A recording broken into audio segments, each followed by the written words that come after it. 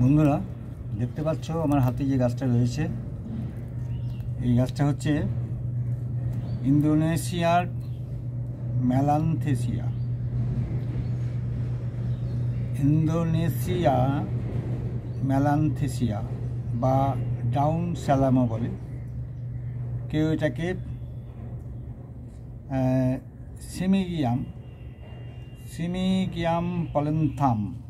সিমিগিয়াম পলেন্থাম নামেও চিহ্নিত করে এটাকে।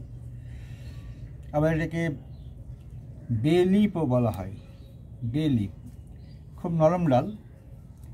তো নাম যাই হোক, আমি একটা কথাই বলি, নামে কিছু যায় আসে না। কিন্তু গাছটা আমি লাগিয়েছিলাম যে টবে, সেই গাছটা ওই টবে থাকছে না, লম্বা হয়ে গেছে।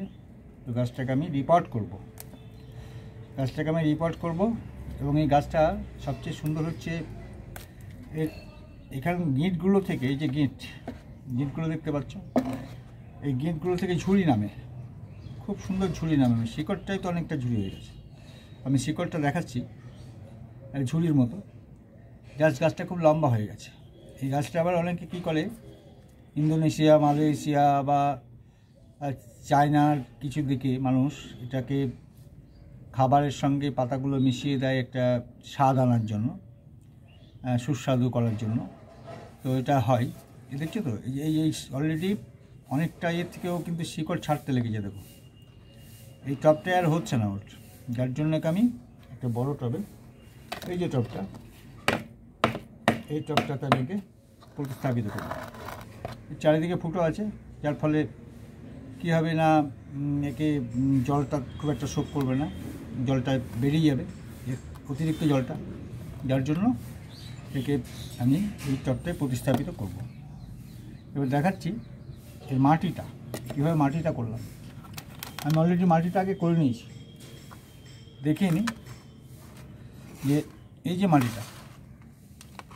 যে মাটিটা আমি করেছি, এই মাটিটার মধ্যে আছে তোমার ভার্মি কম্পোস্ট, কোকোপিট এবং গার্ডেন সয়েলের ভাগটা ওই 40%, বালি আছে 30%, আর বাকি ওই ভার্মি কম্পোস্ট, কোকোপিট এগুলো দেওয়া আছে। কিছু কোকোপিট আরও লাগবে মনে হচ্ছে, কারণ টবটার যা সাইজ তাতে মাটির একটু পরিমাণ বাড়াতে হবে। তো আমি কিছু আরেকটু কোকোপিট দিয়ে দিচ্ছি, কারণ কোকোপিটের জলটাকে শোক করে রাখবে, কিন্তু ভিজে ভাবটা রাখবে। আর এর সঙ্গে আর একটা জিনিস আমি দেবো পরে, সেটা হচ্ছে ফ্যাঙ্গাসাইড। তো ফ্যাঙ্গাসাইডটা দেওয়ার মূল কারণ তোমরা সবাই জানো। এই মাটিটা আমি কিন্তু এই টবটাই দেবো। তো আমি প্রথমে একটু মাটি দিয়ে দিচ্ছি আগেই।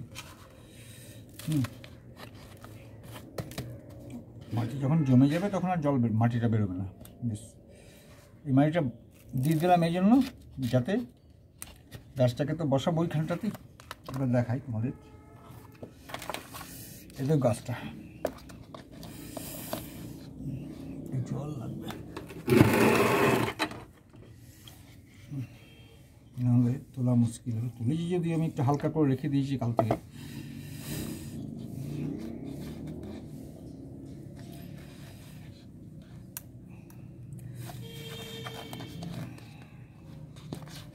শিকড়টা বেরিয়ে চলে আসছে, একদম অদ্ভুত ব্যাপার।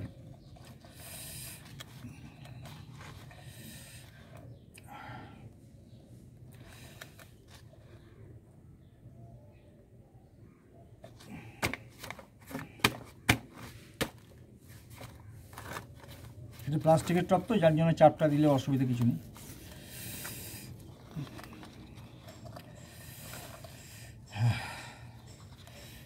জল দিয়ে দে।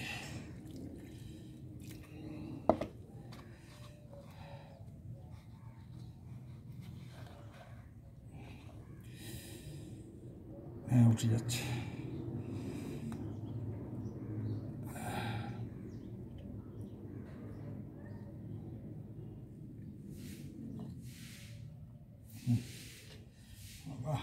শিকড় কত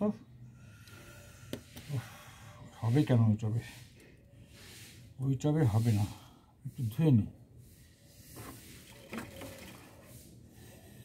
দেখতে পাচ্ছ শিকড়ের গঠনটা, শিকড়ের গঠনটা দেখতে পাচ্ছ কিরকম শিকড় ছাড়ছে, মানে চারিদিকে শিকড় ছাড়িয়ে।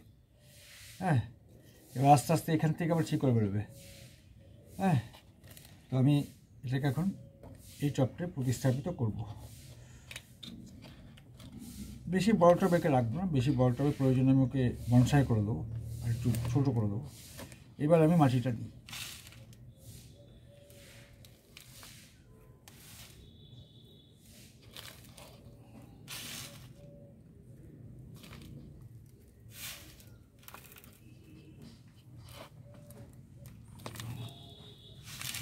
পরে কাজ আছে, কারণ এর ডাল কিছু কাটতে হবে, প্রুনিং করতে হবে। প্রুনিং না করলে হবে না, কারণ গাছটাকে এত লম্বা লম্বা হওয়ার জন্য কি হয়েছে, ও মানে সাইডে চলে যাচ্ছে, মানে লম্বা হবে। নিচে ছিল বাগানের মধ্যে, তার জন্য একটু ঠিক মতোভাবে পটিংটা করতে হবে।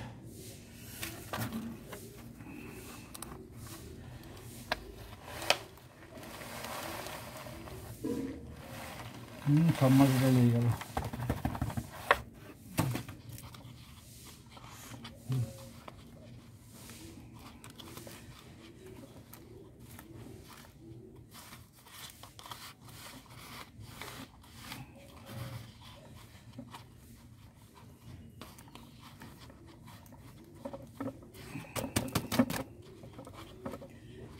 এটা হলো অলরেডি গাছটা পুরো মাটি ঢাকা পড়ে গেল শিকড়গুলো, কিন্তু এতটা লম্বা ওকে রাখা যাবে না, কারণ এতটা লম্বা রাখলে পরে গাছটার সৌন্দর্যটা থাকবে না। আমাকে গাছটাকে শুধু বাঁচিয়ে রাখলে হবে না, গাছটাকে যাতে সুন্দর লাগে সেটা তো করতে হবে সবসময়। সুন্দর তো আমরা সবাই সুন্দরের পূজারি, তাই সুন্দর রাখতে গেলে এইভাবেই আমরা রাখবো। এবার দেখো আমি কিছু ডাল, বিশেষ করে এই ডালগুলো, এই ডাল থেকেও কিন্তু গাছটা অনেক সময় লেগে যায়। আমি এতটা বড়কে যেহেতু রাখবো না, গিঁটটা রেখে দিলাম, আমি এইখান থেকে কাট করলাম। আর এই ডালগুলোকে ঠিক সাইজ করে কাটছি। দেখো দেখো, দাঁড়াও ভালো করে দেখাই, তোমাদের বুঝতে পারছো না। দেখো এই ডালটাকেও আমি কিন্তু এখান থেকে কাটবো, গিঁটটা থাকবে এখানে, গিঁট আছে, এখান থেকে ডাল বেরোবে, এটাকেও রাখা যায়, এখান থেকে কাটছে। দেখো এখান থেকে কেটে দিলাম, আর এইটাকে এই গিঁটটা রাখলাম। দেখো এই গিঁটটা এইখান থেকে কাটছি। হ্যাঁ, এর ফলে হলো কি, গাছটা এই মুহূর্তে পর্ণহীন হলো, মানে পাতা নেই আর। তো একে আমি ছায়ায় রাখবো এখন কদিন, আস্তে আস্তে শীত চলে যাচ্ছে। হ্যাঁ, এবার এদের নতুন পাতা মেলার সময়, নতুন পাতা গজাবে এবং দেখতে গাছটা দুর্দান্ত লাগবে। তো কী করবো, এক কাজ করি, দুটো ডাল দুদিকে থাক, এই গাছটা এই ডালটা কেটেই দিই, তাহলে সুন্দর লাগবে, আরও গাছটা আরও বিউটি আসবে। হ্যাঁ, এই দুটো ডাল দুদিকে থাক, তারপরে দেখা যাবে গাছের কোন দিকে যাচ্ছে, ওর গঠনটা কোন দিকে যাচ্ছে। তারপর আমি একে তার নিজস্ব রূপে নিয়ে যাব, মানে আমার পছন্দের রূপে, এবং গাছটাকেও ইয়ে করতে হবে, ওর নিজের একটা ইয়ে আছে সেভাবে। তো এই গাছটা বললাম সিমিগিয়াম পলেন্থাম, সিমিগিয়াম পলেন্থাম বা বে লিফ, এই সমস্ত বিভিন্ন নামে আছে। কেউ কেউ আমাদের এই এলাকায় কেউ কেউ বলে এটা সাইকাস জাতীয় গাছ। হ্যাঁ, সাইকাস, হ্যাঁ বেঞ্জামিনা সাইকাস বলে অনেকে। তো যাই হোক, ওগুলো বলে লাভ নেই, আমরা যেটা জানি সায়েন্টিফিক নামটা আমরা ব্যবহার করবো সবসময়, কারণ আমরা সায়েন্টিফিক নামটাই এর নাম থাকবে সবসময়। তো আমি এবার যেটা করছি, দেখো এগুলোতে যেগুলো কাটলাম সেই জায়গাগুলোকে আমাকে একটু অন্তত পক্ষে ফ্যাঙ্গার সাইড লাগাতে হবে। এটা ফ্যাঙ্গার সাইড, হ্যাঁ ফ্যাঙ্গার সাইড এই যে এখানটা দিয়ে দিচ্ছি, দেখো। হ্যাঁ, দেখতে পাচ্ছ?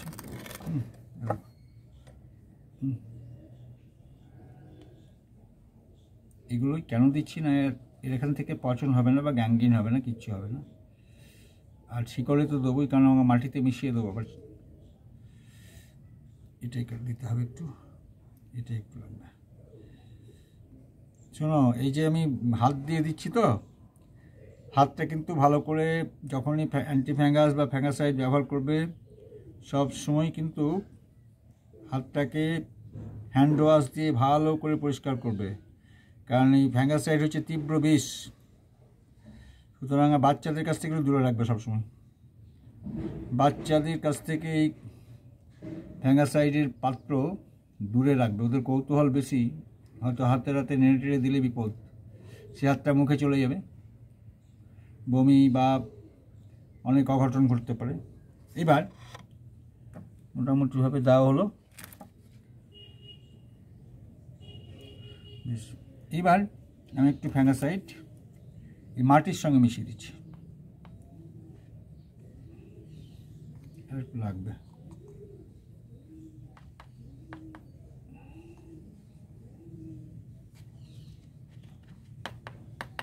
কেন মাটির সঙ্গে দিলাম? এটার কারণ হচ্ছে যে মাটিতে যখন আমি জল দেবো, এবার জলের সঙ্গে ও কিন্তু পুরো মাটিটাকে ফ্যাঙ্গাসাইডের যে তীব্রতা, আমি একটু নেড়ে দিই ফ্যাঙ্গাসাইডটা, হ্যাঁ, তাহলে হবে কি ওই তীব্রতাতে ওকে কিন্তু ফুললি মানে মাটির সঙ্গে মিশে থাকবে, অর্থাৎ কোনো রকম যেগুলো ক্ষতিকারক ব্যাকটেরিয়া বা মানে যেগুলো গাছটাকে বৃদ্ধিতে বাধা দেবে সেই ব্যাকটেরিয়াগুলো জন্মাবে না। বেশ, এবার দেখো জল দিয়ে দিচ্ছি আমি।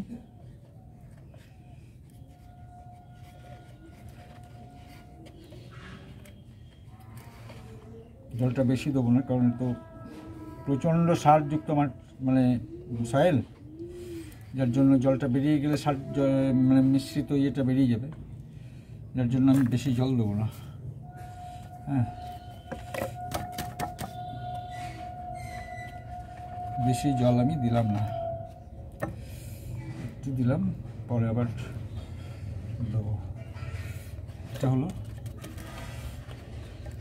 এটা কি বলে না, এটা এই এলাকার লোকে অনেকে বলে বেঞ্জামিনা ইয়ে মানে এখানকার লোকাল নাম বলে আর কি, বেঞ্জামিনা ফাইকাস। তো এটা বেঞ্জামিনা ফাইকাসই বলি, যাই বলি না কেন, আমরা গাছের নাম না জানলে অনেক নাম দিয়ে দিত, কিন্তু এটার অরিজিনাল নাম হচ্ছে সিমিগিয়াম প্যালেন্থাম। সিমিগিয়াম প্যালেন্থাম, এটা মনে রাখবে, সিলিগিয়াম প্যালেন্থাম বা বে লিফ। অনেকে এটাকে বিশেষ করে ইন্দোনেশিয়া বা অন্যান্য এলাকার, মালয়েশিয়া, ইন্দোনেশিয়া, এই সমস্ত এলাকার লোকেরা এটাকে রান্নার সবজি বা ইয়েতে ইয়ে করে ব্যবহার করে, বিশেষ করে সুগন্ধি আনার জন্য, রান্নাটাকে সুস্বাদু করার জন্য। তো বন্ধুরা, দেখতে পেলে যে কিভাবে আমি এই গাছটাকে রিপোর্ট করলাম এবং কিভাবে প্রুনিংও করলাম। তো তোমরা যদি গাছটা, এই ভিডিওটা ভালো লেগে থাকে তাহলে অবশ্যই লাইক, কমেন্ট এবং শেয়ার করবে, আর যারা নতুন আছো তারা অবশ্যই সাবস্ক্রাইব করবে, আমার পাশে থাকবে। অনেক ধন্যবাদ, খুব ভালো থেকো।